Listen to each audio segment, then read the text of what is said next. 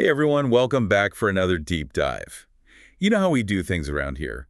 We uncover those less explored corners of the art world, the movements and the artists that might not always make the headlines, but have these incredible stories to tell.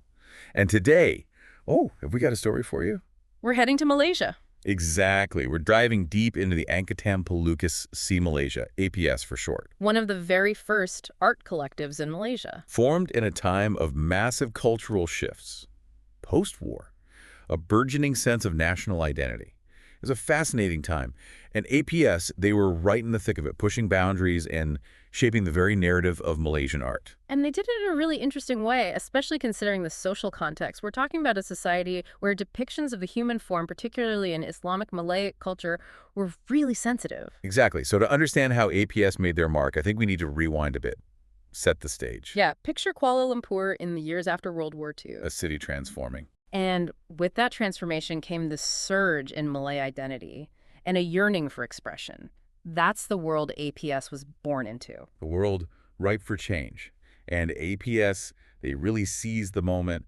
But before we get into their bold moves, let's talk origins. Where did this collective actually spring from? Well, they emerged from the Malay Arts Council. Okay, so already we're seeing that connection to a burgeoning sense of Malay identity. Right.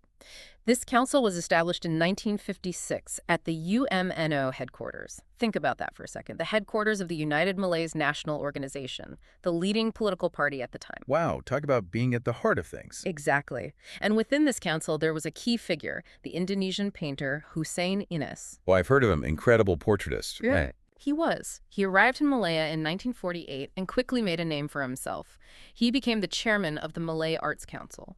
And it's worth noting, Enas had co-founded a similar art group back in Indonesia, the Angkatan Seni Rupa Indonesia in Medan in 1944. Not to be confused with the later Akademi Seni Rupa Indonesia in Yogyakarta, but that experience likely shaped his vision for APS. It's like he brought that spirit of collective artistic expression with him. Exactly.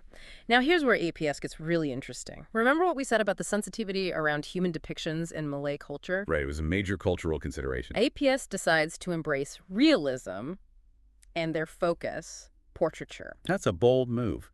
Were there any objections? How was this received by society? Well, it's important to remember that APS was more than just an art collective. It was a social hub for the Malay community.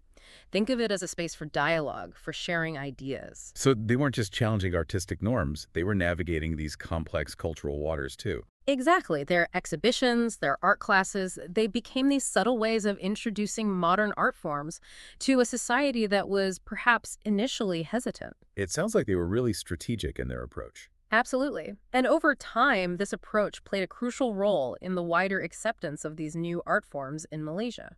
Wow, so APS's impact wasn't just about the art itself, it was about shaping perceptions, opening minds. Right. Their legacy extends far beyond the canvases they painted.